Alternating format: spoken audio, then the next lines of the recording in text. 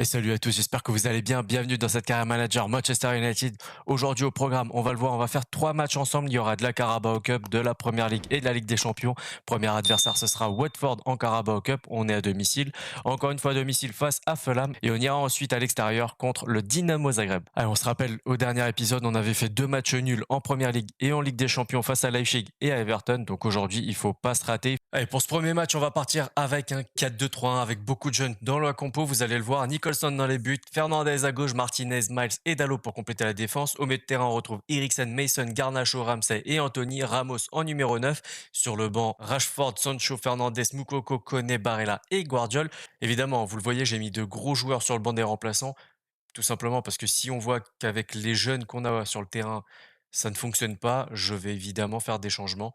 Et comme ça permet aussi aux jeunes qui sortent de la formation d'avoir un petit peu de temps de jeu en coupe. En face, on a Watford avec un 5-2-1-2 avec Hammer dans les buts, Truffert, Troust, Barreto, Pollock, Ngakia, Dele Bashiru, Bujulski, Cleverley, Vitinha et Fletcher. Ce match-là, je vais le couper au montage. On se retrouve juste après avec les buts, les stats et les notes. Allez, c'est fini. Victoire 2-0 face à un adversaire plutôt abordable. Par contre, vous voyez, la possession est largement en leur faveur. 57-43, 7 tirs contre 5 par contre, expected goals. Là, on a explosé le truc. 3,5 contre 1,5. Précision de dribble, 89 contre 97. Ils étaient plutôt pas mal. 86% de précision de tir contre 60. C'est là où on a fait la différence. Et 87% de précision de passe contre 82.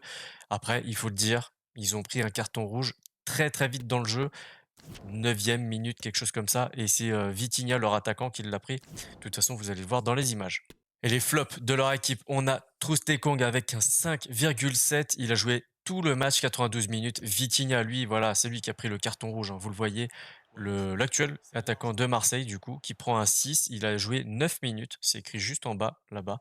Et Pollock, 6,2, qui a joué lui aussi tout le match. Et je crois qu'ils ont fait aucun changement d'ailleurs. On va regarder et j'en profite, hein. On fait le top 3 de leur côté. C'est Ngaka avec un 7,4, Barreto avec un 7,4 également et Hammer, le gardien de but, avec un 7,5. Le gardien, il a subi 7 tirs, 6 cadrés, 4 arrêts et 2 encaissés. On a eu un penalty aussi qui a été raté par Eriksen. Et ouais, très mal tiré. Et ouais, non, ils ont fait aucun changement de leur côté. C'est assez étrange. Moi, j'aurais essayé quelques trucs. De notre côté, les flops, on a Koné qui a joué 30 minutes avec un 5,8. Eriksen, passeur décisif, prend un 5,9, mais il a raté un penalty. Et Rashford, lui aussi, il a joué 21 minutes, 5,9. Et Ramos, 6,2, qui a joué 71 minutes.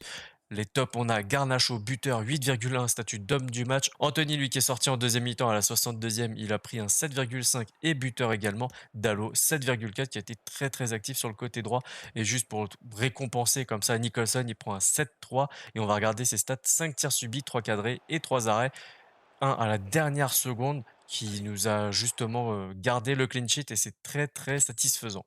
Un petit point classement avant cette confrontation face à Fulham. On est toujours premier avec 4 victoires et un nul en 5 journées disputées. On a marqué 8 buts, on en a encaissé 4. Je trouve qu'on encaisse beaucoup de buts quand même en première ligue. Donc l'objectif du jour, ce sera de ne pas prendre de buts et d'en marquer ne serait-ce qu'un ou deux, ça serait bien. Donc si on veut être champion, justement, on doit prendre exemple sur West Ham en termes de buts marqués et sur Aston Villa en termes de buts encaissés. Tiens, j'en profite, n'hésitez pas à aller faire un petit tour sur mon Insta, il va apparaître juste là, voilà, il est là. C'est cadeau. De temps en temps, je fais des petites stories, des petits sondages. Bientôt un petit concours qui devrait se profiler, donc n'hésitez pas à y faire un tour et à vous abonner si ça vous plaît. Allez, face à Fulham en première ligue, on va partir avec un 4-3-3 point de basse au black dans les buts. Incapia à gauche, Gertruda à droite, Guardiol, Skriniar en charnière centrale, Casemiro, Barella et Fernandez au milieu de terrain, Sancho, Anthony et Rashford pour l'attaque. Sur le banc, on a Ronaldo, Garnacho, Eriksen, Moukoko, Koné, Ramsey et Killman. En face, cette équipe de Fulham en 4-2-3-1 étiré avec Leno, Tierney, Carvalho, Diop, Mbabou, Palinha, Reed, Petzela, Wilson, Pratt et Panimonti. C'est une belle équipe, donc il va falloir se méfier d'eux. Allez, c'est parti à Old Trafford face à Fulham devant nos supporters. Vu la compo de Fulham, je pense clairement qu'ils vont essayer de jouer le nul, voire tenter un hold-up sur une contre-attaque.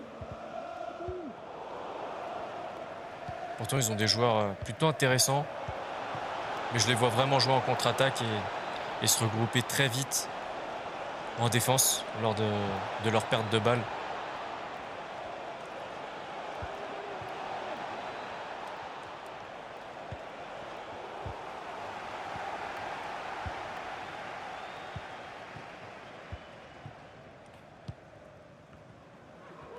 Allez, on change de côté, voilà, c'est bien.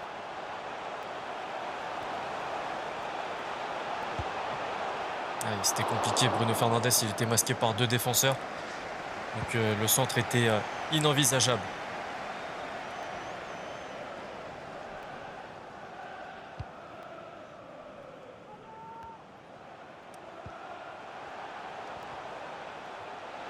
Ouais, bien vu ça.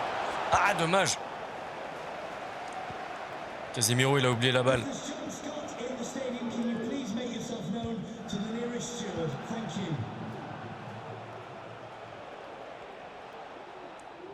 Ouais, c'est bien, Gertruida qui récupère ce ballon.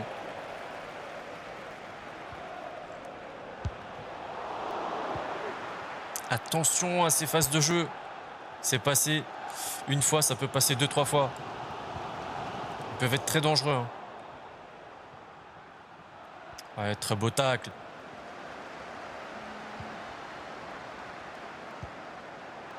Allez, Anthony. Yes! Ouverture du score pour la demi-heure de jeu. Et évidemment, il va le célébrer pile où il y a les supporters de Fulham. Évidemment. Là, on voit, il a pris le temps d'ajuster, préparer un petit peu l'extérieur légèrement. Très très beau but.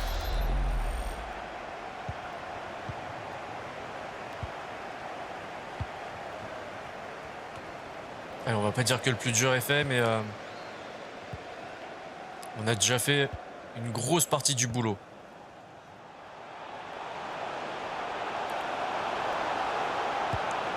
Et oui, magnifique! Le but de Barella, qui a été très très malin. Ouais, c'est bon, 35e minute de jeu là. On a pris le match par le bon bout.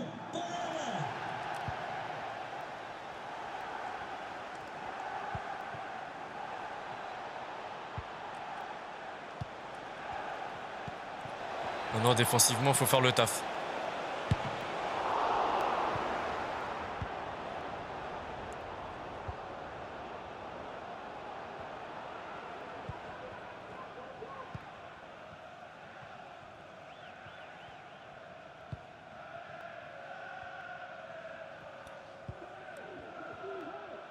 Allez, Rashford, t'es plus costaud, tu peux y aller. Non, dommage.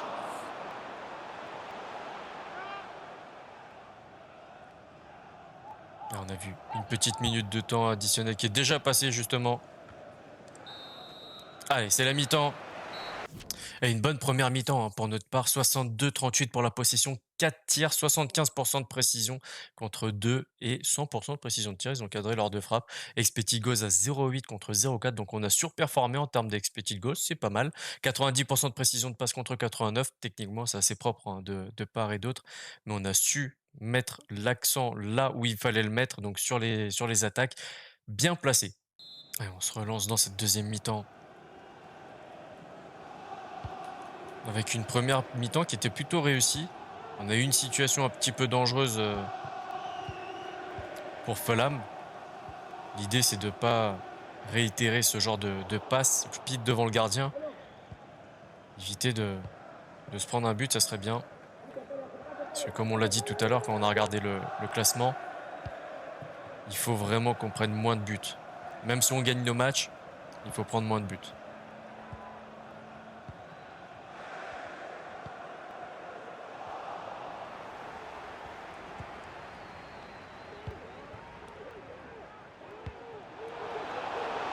Ouais, c'est bien Skriniar qui était bien placé.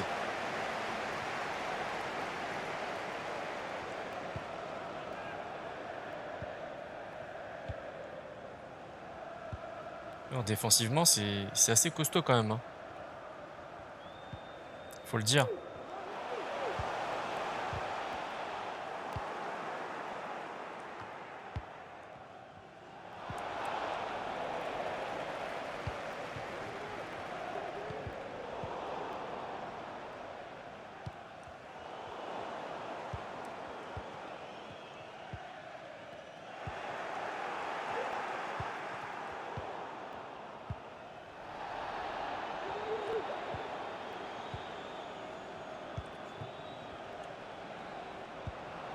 Allez, on est à la 69e.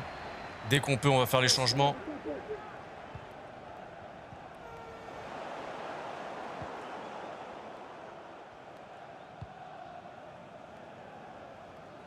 Allez, on va faire les changements maintenant. Et du coup, on fait sortir Rashford, Sancho, Anthony, Barella et Fernandez pour Garnacho, Ronaldo, Moukoko, Ramsey et Koné. On change toute l'attaque et une partie du milieu de terrain, vous l'avez vu. Défensivement, on s'en sort pas trop mal, donc pas de changement nécessaire, je pense. Et non, ce qu'il nous faut, c'est plus de mouvement en attaque, histoire de marquer ce troisième but qui ferait, honnêtement, il ferait beaucoup de bien au moral, je pense.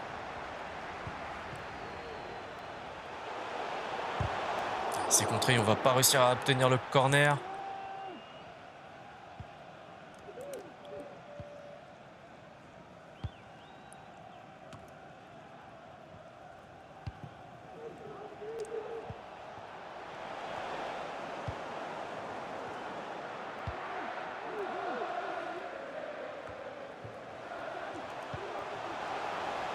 Non!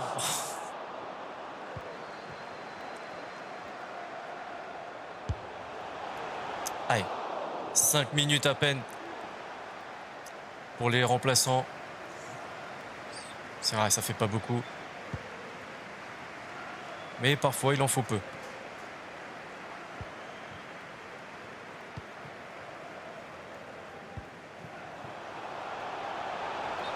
Ah, hors-jeu, dommage.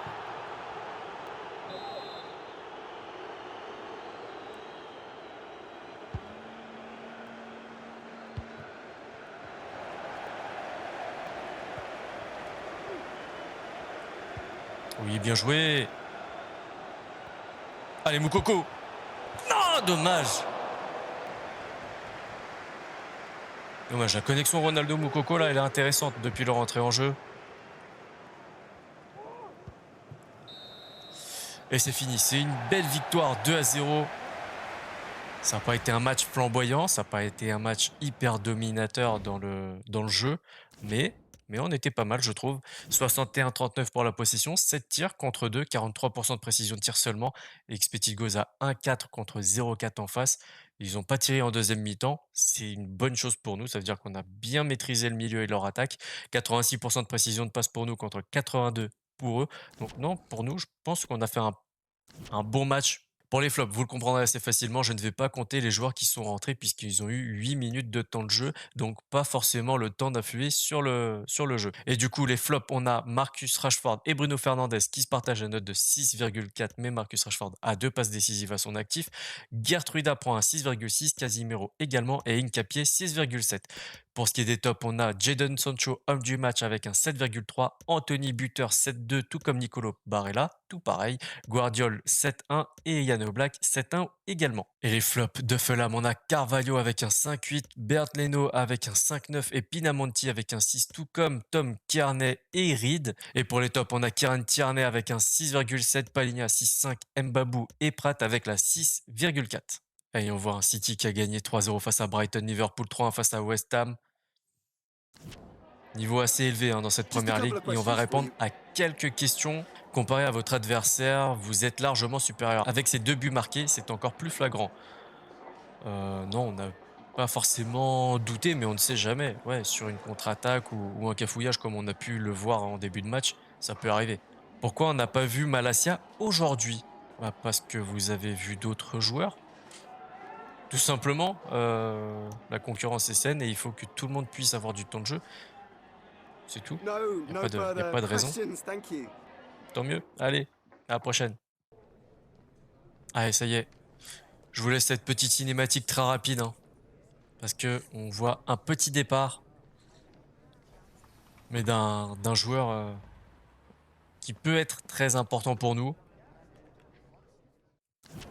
Et c'est Alejandro Garnacho qui part pour 6 mois à Lorient.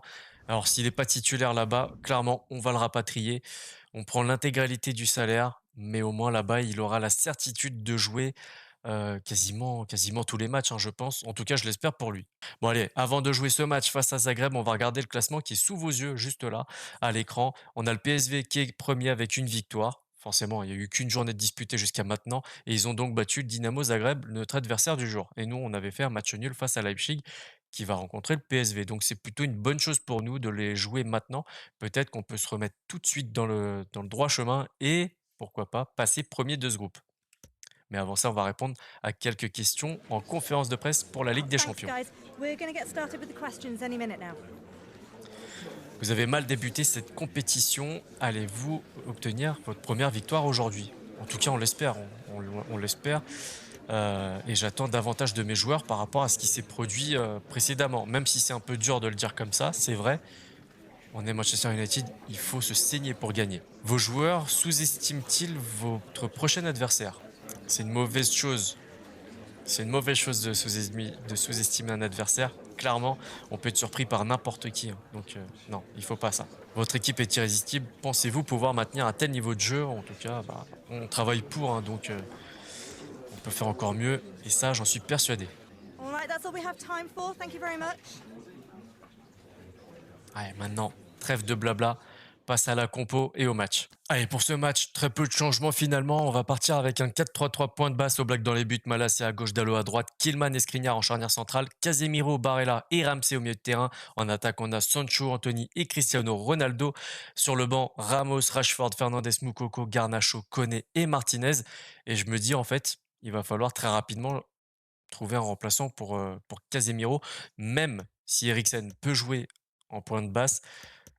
J'estime qu'il nous faut quand même un joueur à ce poste-là, hein, qui sache y jouer vraiment et pas seulement en dépannage. Et à mon avis, ce sera une des recrues cet hiver. Et en face, une équipe en 4-3-3, je connais deux, trois joueurs comme Livakovic, Soutalo, Menalo peut-être. Après le reste, je vais pas vous mentir, je connais très peu l'équipe de Dynamo Zagreb. En tout cas, ce qui est sûr, c'est qu'aujourd'hui, on veut les 3 points. On va se mettre en rouge d'ailleurs, parce qu'il n'y a pas de raison qu'on joue en blanc. Heu, tac, tac, tac, choix maillot, voilà. On va se mettre en rouge comme ça. Pour vous, ce sera plus confortable à l'écran.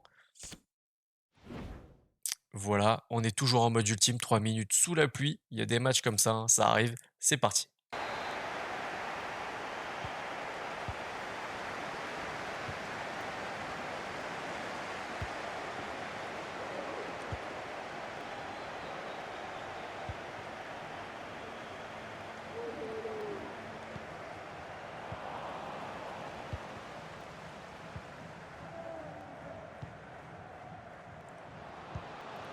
Ah, ça va être compliqué là. Allez, directement dans les gants de Black.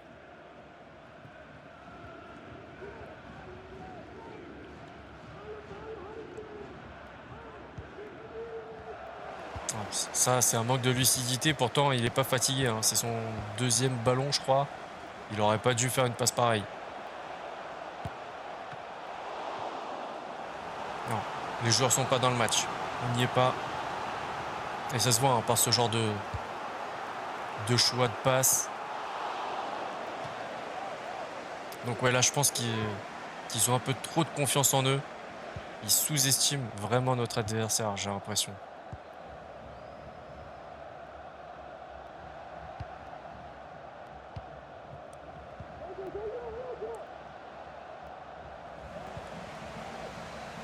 Pourtant, c'est un match essentiel, hein.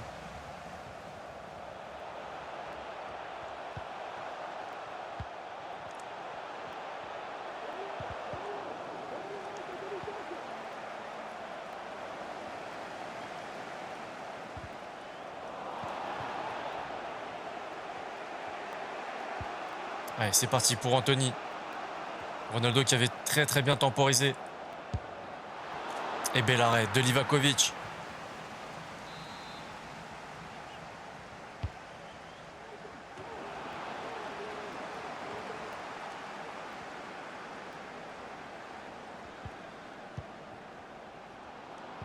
Oui, joli.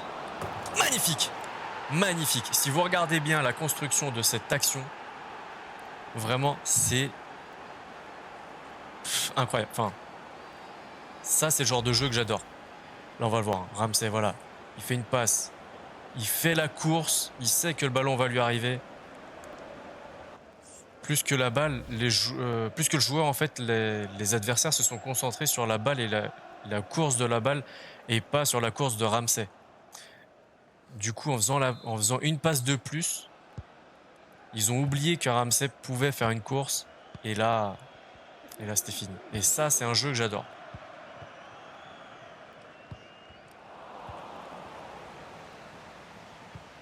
Un peu comme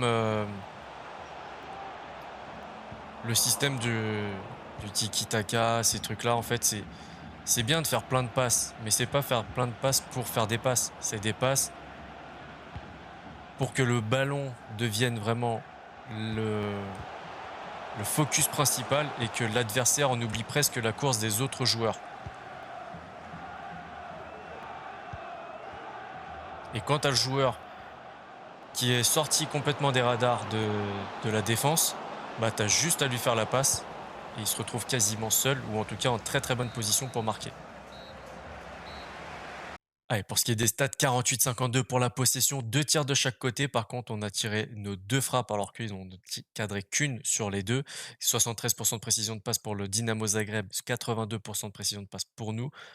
Non, c'est plutôt correct. Maintenant, c'est vrai que c'est pas si simple. C'est pas si simple et nos joueurs, je pense ils les sous-estiment un petit peu de trop et là, j'ai quelques problèmes à ce niveau-là. Donc oui, clairement, si on voit qu'il y a de la suffisance chez nos joueurs, on n'hésitera pas à faire des changements. Vous le savez, chez nous, c'est pas un nom, c'est pas une note de général qui fait qu'un joueur soit sur le terrain ou non. C'est l'implication dans le jeu et la rigueur surtout.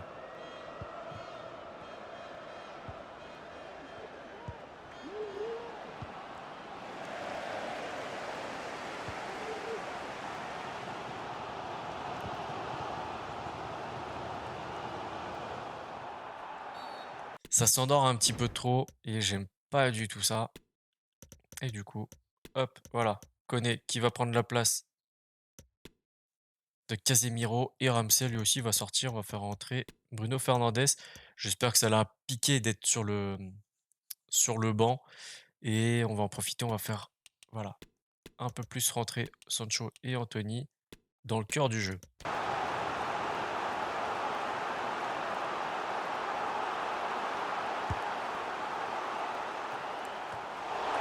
Et elle y est. Non, mais c'est incroyable.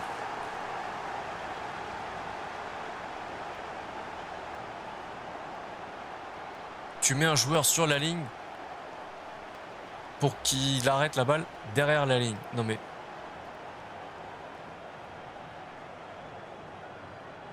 Elle est pas complètement passée pour moi là. Hein.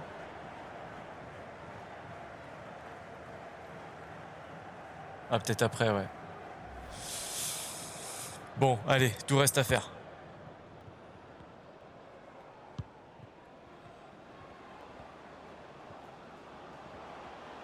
Allez, Sancho.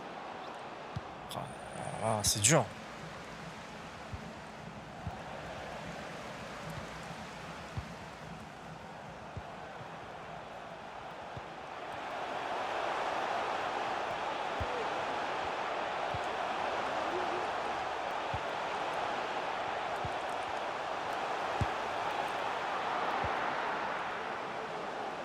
Oh là là là là.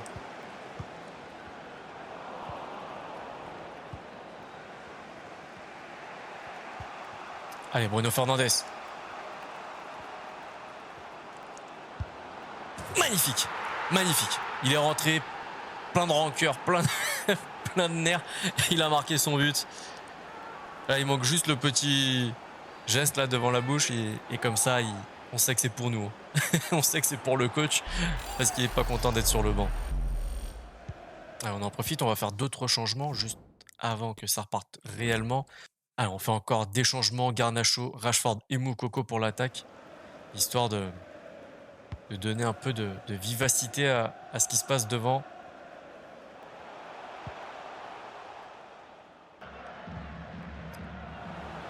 Allez, Garnacho. T'oublies pas le ballon quand même. Ah oui, ça y est. L'autre, il sait qu'il va partir à Lorient pour la fin de la saison. Il fait déjà n'importe quoi.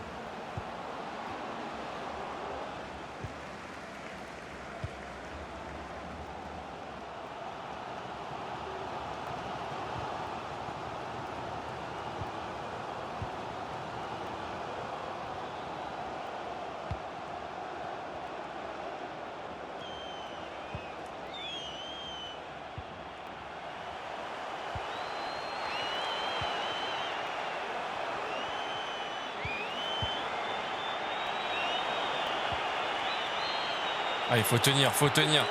C'est bien, Dalot. Et c'est fini. 2-1. On a encaissé un but encore une fois. Bon, c'est le premier but qu'on encaisse aujourd'hui, hein, il me semble, donc ça va. Mais quand même, j'aimerais bien avoir quelques clean sheets dans chaque compétition. On va regarder maintenant ce qui s'est passé en détail dans les statistiques. 51-49 pour la possession, 5 tirs contre 3. Ils ont pris les dessus en termes de stats. Par contre, en expected goals, 1,3 pour nous, 1,1 pour eux. 100% de précision de tir contre 60 pour le Dynamo Zagreb. On a été légèrement au-dessus dans le jeu, même si en termes de possession et de tir, c'est clairement pour eux. On va regarder maintenant les notes de chaque joueur et les flops de leur équipe. On a Martin Baturina avec un 5,7, notre joueur dans un multivers où on est à la Roma. Ristovski avec un 5,9 et Livakovic, le gardien, avec la note de 6. Il a subi 3 tirs cadrés et un seul arrêt pour 2 buts encaissés, donc pas terrible pour lui. Le meilleur joueur de leur équipe et l'homme du match, c'est Josip Soutalo, le défenseur, avec un 7,5, Ademi avec un 7,1 et Menalo avec un 6,8, tout comme Drimic. De notre côté, les flops, on a Koné, Garnacho, Moukoko, Rashford, Sancho, Casemiro, Barella et Cristiano Ronaldo avec un 6,4 et une passe D. Les top joueurs de notre équipe sont Anthony et Anne Oblak avec la note de 7,4, sauf qu'Anthony a une passe D à son actif. On va regarder quand même les stats d'Oblak, 5 tirs subis, 3 cadrés, 3 arrêts, 100% d'arrêts réussis, donc clairement on est pas mal. Bruno Fernandes est rentré, a joué 34 minutes, a marqué un petit but et prend la note de 7,1 et Ramsey, buteur également, prend un 6,9, tout comme Diogo Dalot qui a encore une fois été très très bon.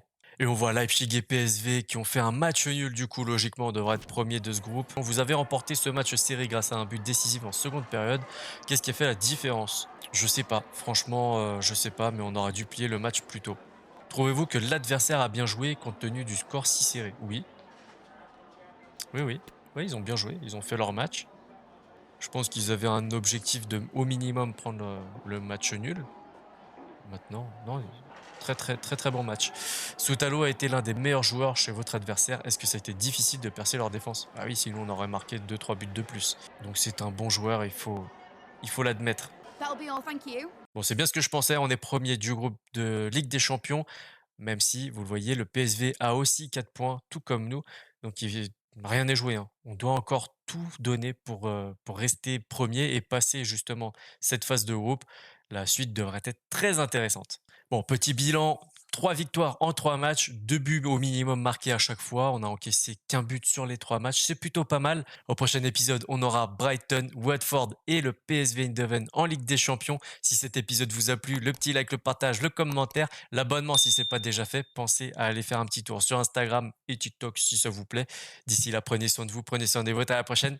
Ciao, ciao.